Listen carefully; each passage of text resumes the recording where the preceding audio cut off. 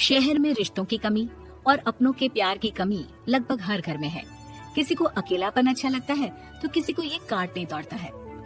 देखो राधा, तुम भले ही गांव की हो, लेकिन यहाँ शहर में सभी को साथ लाकर रखना पॉसिबल नहीं है। हाँ, लेकिन प्लीज किसी को तो बोलो हम लोगों के साथ रहें।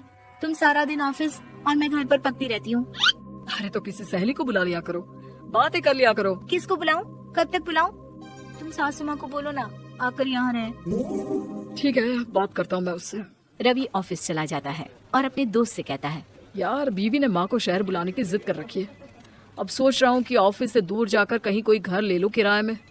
अब 2 कमरे का मकान तो पास में महंगा ही पड़ेगा ना। पर यार गांव की लड़कियों को शहर शादी करके लाओ तो यही दिक्कत होती है। वो लोग समझ ही नहीं पाती कि शहर की जिंदगी कितनी मुश्किल है।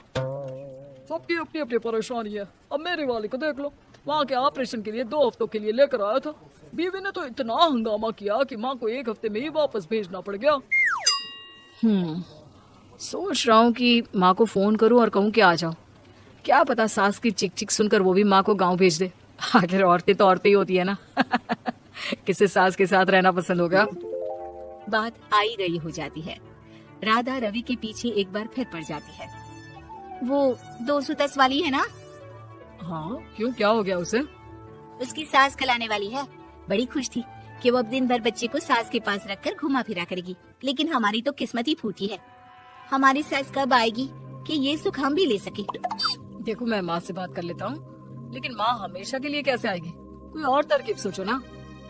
एक काम करो ना, मुझे गाँव छोड़ दो, मैं चली जाती हूँ। कम से कम सास का सुख तो देख लूंगी। लेकिन ऐसा कहाँ हुआ कि कोई सास बहू एक साथ सुख से रहे। रवि तो जानता था सब, लेकिन करता क्या।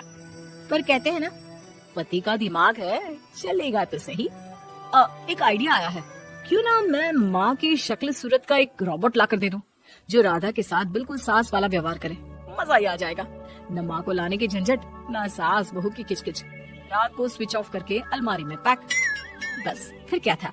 अगले दिन जैसे ही घर की घंटी बजती है और राधा दरवाजा खोलती है, साथ पे खड़ा होता है रवि और साथ में होती है रवि की माँ यानी कि राधा की सास।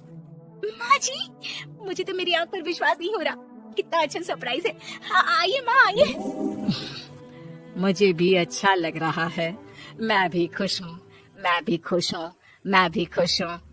दरअसल रोबोट सास की बैटरी ढीली होने के कारण वो एक वाक्य को रिपीट करने लगती है। माँ जी इतनी खुश है कि बार बार दोहराए जा रही हैं कि खुश है, खुश है। मैं अभी पानी लाती हूँ।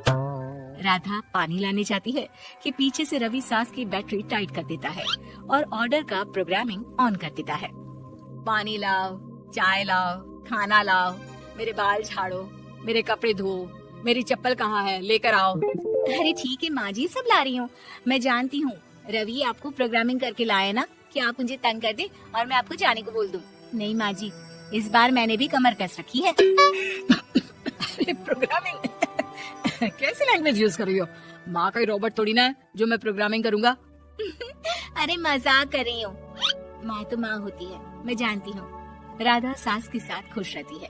वो उनके साथ बातें करती, घूमने जाती और आसपास के लोगों से मिलवाती। लेकिन एक दिन, अरे कभी तुम लोगों को लड़के नहीं देखा। इतनी तो तू मैं माँ बेटी में भी हो जाती है, लेकिन तेरी सास तो बिल्कुल ताना नहीं देती। हाँ ये तो है, ताना तो नहीं देती, लेकिन ऑर्डर बड़े बड़े देती है। अरे ना मानना, 2-4 ऑर्डर अपने आप ठीक हो जाएंगी। तभी दिखेगा असली रंग। कौन सा तेरे बुलाने पर आई है, बेटे के बोलने पर आई होगी बुढ़िया। बात तो सही है, लेकिन यार कोई बात नहीं ना, सास लड़ाई करे भी तो कोई परेशानी नहीं है। कितना ख्याल भी तो रखती है। ये तो है, लेकिन तेरी सास तो बिल्कुल नहीं लड़ती। ये कैसे? खैर मुझे क्या। पड़ोसन तो चली जाती है, लेकिन राधा के मन में सवाल छोड़ जाती है कि ये सास है भी कि नहीं। रात में राधा रवि से कहती है, मैं ना माँ जी के पैर दबा कर आती हूँ। अरे लेकिन वो तो मैंने अलग कर दिया है। क्या क्या, कैसे, कहा?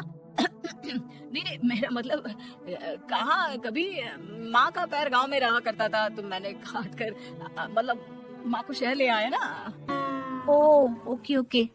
रवि चैन की सांस लेता है कि चलो कुछ तो बहाना मिला, लेकिन कब तक। रवि रोज माँ के पैर दबाने के बहाने रॉबर्ट को कमरे में ले आता और डिसमेंटल करके रख देता। एक रोज, मैं आज माँ जी की कोई बात नहीं मानूंगी, देखती हूँ कैसे नहीं लड़ती। अरे ऐसी भी सास किस काम की जो खटर पटर ना करे। सास का डिमांड मोड ऑन होता है। खाना दे दो, पानी दे दो, नाश्ता चाहिए। लाई माँ जी। मैं ना देने वाली खाना पानी। लेकिन समय बीतता जाता है। दोपहर और फिर शाम और फिर रात। बहू सास को कुछ नहीं देती, लेकिन रॉबर्ट सास कुछ नहीं कहती। रात को जब रवि घर आता है, राधा रो रही होती है। अरे क्या हो गया? तुम्हारी माँ ने मुझसे लड़ाई की, खूब खरी खोटी सुनाई। मैंने तो आज सुबह से खाना भी नहीं खाया है। रवि समझ जाता है कि राधा झूठ बोल रही है, क्योंकि खरी खोटी वाली प्रोग्रामिंग तो उसने की ही नहीं थी। मैं माँ से बात करता हूँ, तुम परेशान मत हो। रवि रॉबर्ट माँ को लेकर कमरे में चला जाता है। वो उसे डिसमेंटल करके रख ही रहा होता है कि राधा, चलकर देखती हूँ माँ जी कहीं रवि को मेरे खिलाफ भड़का तो नहीं रही है। वो जैसे ही कमरे के अंदर जाती है, डर जाती है। सास के पुर्जे पुर्जे अलग थे। रवि, ये क्या है? ये माँ रॉबर्ट थी, तुमने ऐसा क्यों किया रवि? कुछ नहीं राधा, मैंने जितना अपने दोस्तों से सुना था कि शादी के बाद वैसे तो सब ठीक रहता है, लेकिन जब माँ और बीवी लड़ते हैं तो पति का बुरा हाल कर देते हैं। और मैं ना सुकून से रहना चाहता था, बस इसलिए।